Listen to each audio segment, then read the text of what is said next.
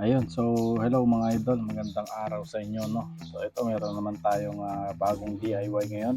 So ito ay Bluetooth speaker or Bluetooth karaoke speaker, no? Ayan, so ito yung meron siyang amplifier sa taas. So ang problema nito mga idol ay ayaw niyang mag-on nang hindi nakasaksak yung kanyang adapter, no? So kailangan meron siyang adapter para mag-on lang yung ating speaker. Kaya lang ganun na ito, pagka tinanggal yung adapter mga idol, namamatay din yung ating speaker. So i-check natin ngayon kung anong problema nito. So shout out nga muna tayo mga idol, no, sa mga silent viewer natin dyan at sa ating mga solid subscribers, solid followers sa Facebook. Ayan, so shout out sa inyo mga idol, no. Maraming salamat po sa inyong suporta. Okay, so simulan na natin i-troubleshoot to mga idol. So kung meron kayong ganito, ayan, mainam ang ating tutorial ngayon araw.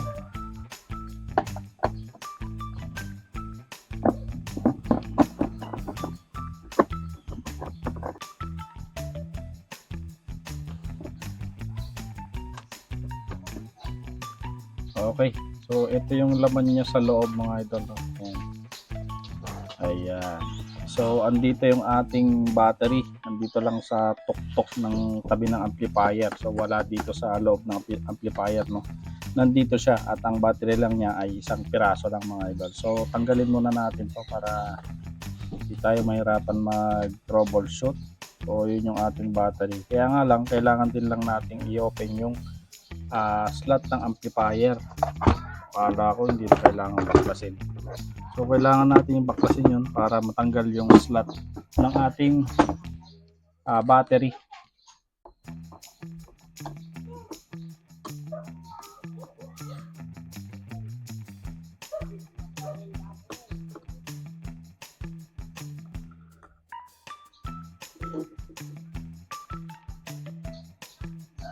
Oh, yun lang mga idol, no. So may nakabaklas dito na dalawa.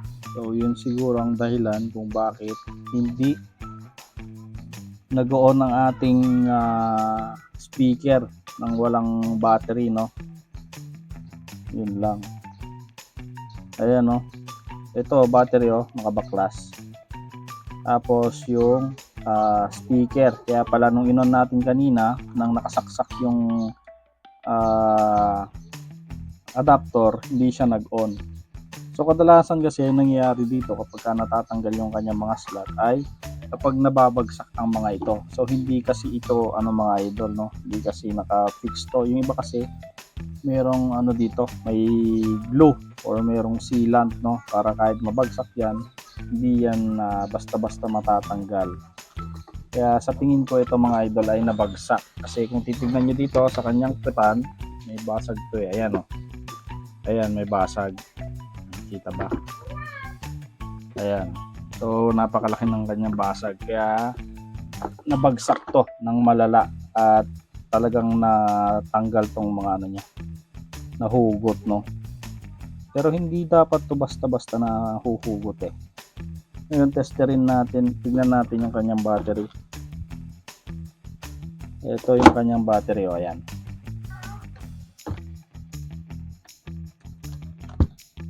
Testerin natin para makasigurado.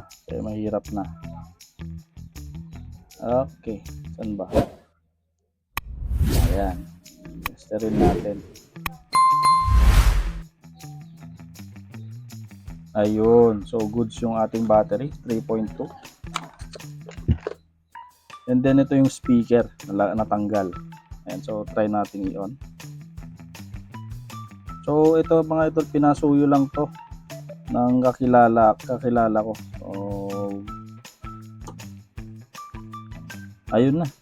Okay na mga idol, Kaya lang wala yung speaker, no. Hindi tumunog. Ayan. Andali, baka yung binaklas natin kanina. Pero naibalik ata, hindi siya naibalik. Subukan natin ibalik. Ito yung binaklas natin kanina, pansamantala. para mahugot natin ng maayos na. So para hindi siya mabanat. Ayan. So napakadali lang ng schematic nito mga idol. Pero syempre, kung nandito kayo sa aking video nanonood, mas maganda rin makasigurado para maturuan ko rin kayo ng tamang pag-troubleshoot ng mga kung ano namang DIY na ginagawa natin. Ayan.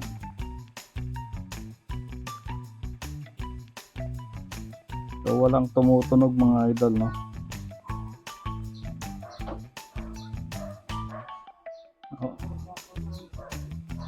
Ayan, so upon checking mga idol, no, nag-off yung ating amplifier.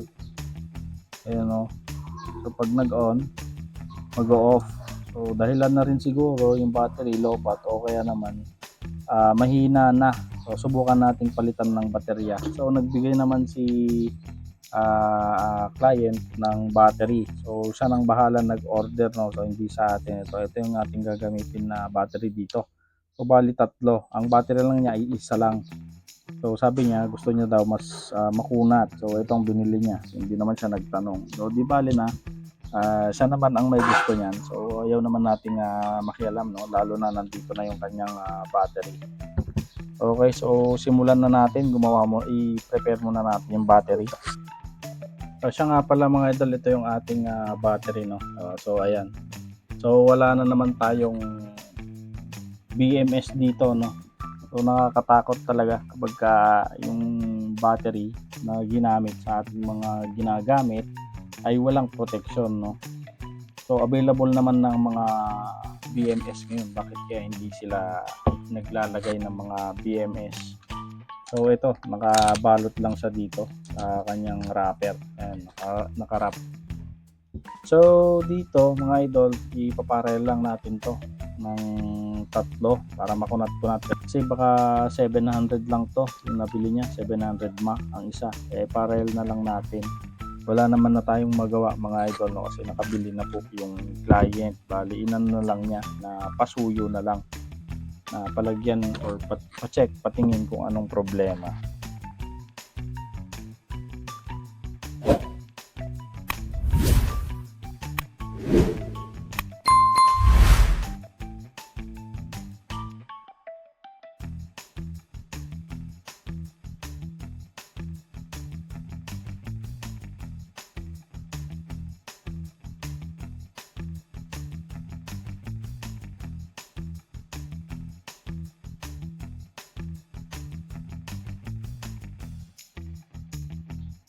Ayan, so tapos na yung ating battery, no. Ayan, so parallel lang yan mga idol, positive lahat yan, negative lahat dito.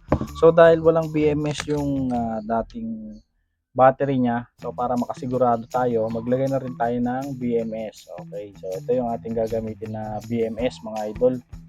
Ayan, so lagi kong mini-mention lagi ito, laging tinuturo to pagka nagbi-build tayo ng baterya, no. Kapag kayo ay bibili ng ganito, ilalagay ko naman yung link ng mga nagamit dito, pero ito hindi ko may bibigay yung link mga idol kasi hindi ko inaano tong battery na to. Maglalagay na lang tayo ng ibang link ng battery, no, kung kayo ay gusto niyo gumamit ng, o kung gusto niyo magpalit ng battery, o pagka nagto-troubleshoot kayo nito. Okay, so dito mga idol, ilalagay rin natin yung link ng BMS, no. Lalagay ko yan lahat sa comment section. So dito sa BMS, ituturo ko na lang ulit para sa mga bagong taga-subaybay natin. Okay, ayan, ito yung tinatawag na BMS or Battery Management System. Siya lang naman ang nagpo-protekta sa ating battery at mag-cut off siya para hindi ma-overcharge at ma-overdischarge. Pagka nag-cut on kasi na nagkaroon ng overcharge dito, pwede itong pumutok or masunog, no. So trahedya ang kanyang dulot kapag wala tayong protection. Kasi ito ay lithium ion, kapag hindi ito nagamit ng maayos, magkakaroon tayo ng problema. Okay, so ang BMS nito, ito, kung mapapansin nyo dito mga idol, ito ay battery negative, B negative, at dito ay B positive. Ibig sabihin, ito ang ating magiging direct connection sa ating positive at negative ng battery. So dito meron tayong label B minus at kabila B positive. Ibig sabihin yan, ito ay papunta sa ating battery negative at ito ay papunta sa ating battery positive. So pagbabalik ta rin nyo yan mga idol, ayan. So meron tayo dito nakalagay naman na label. P positive at P negative. Ibig sabihin yan, power positive, power negative. Dito na pupunta or papasok yung ating output, no? So dito nyo na kukunin yung output ng inyong load. Ito na yung papunta sa inyong load, sa inyong amplifier or speaker, okay? Ayan, so ito na yung positive at negative out nyo. So direct na kayo ng BMS, okay? So ikakabit na natin itong BMS natin. Okay, so ito na yung ating BMS. Ayan, so negative at saka positive. So yan na yung ating connection. So ito na yung wire natin kanina sa ating amplifier galing sa battery. Tinanggal na natin. Ito rin gagamitin natin kasi merong itong connector. Ayan o. So yung P positive, ayan. So kulay red yan.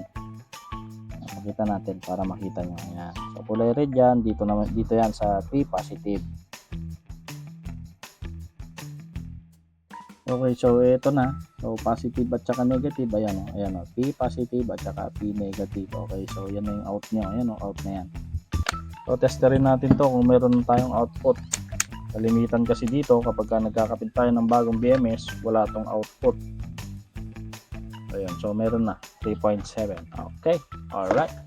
So pwede na nating subukan to, mga idol. Okay, so testingin natin mga idol, no. Ayan. Hello, sound check, sound check. Hello, hello, sound check. Ayan. So, gumagana na. Okay na mga idol. Ayan na yung ating mic. So, buhay na ang ating speaker. So ito yung boses ko na walang speaker. Ayan. Hello, sound check, sound check. Okay. So, ito naman yung boses ko na may speaker mga idol, no? Ayan. So, sound check tayo dyan. So ganun lang mga idol yung gagawin nyo, no. So troubleshoot muna kayo. Tignan nyo muna yung mga connection, baka may mga loose wires lang, and then kung mabilis naman malobat yung inyong Bluetooth speaker na portable karaoke. Ayan, so meron naman na tayong nagawang tutorial, no. Ayan. So nakaparal lang tayo ng baterya para mas kumunat. So kung meron kayong choices na mas magandang battery, ilalagay ko naman sa link natin, no. Yun na lang yung gamitin nyo para mas makunat at mas matagal yung magamit at sulit na sulit yung inyong paggamit. Okay, so kung meron man tayong natutunan dito sa ating tutorial ngayon mga idol, inaanyayahan ko kayo sa mga hindi pa po nakasubscribe sa ating channel mga idol. Sana suportahan niyo po ako sa ating mga ginagawa sa ating channel. Please subscribe sa ating channel mga idol. Paki-comment na rin or mag-comment kayo kung meron man kayong mga katanungan mga idol, at susubukan kong makapag-reply sa inyo as soon as possible kung hindi man po ako busy. So yun lang mga idol, maraming salamat, paalam.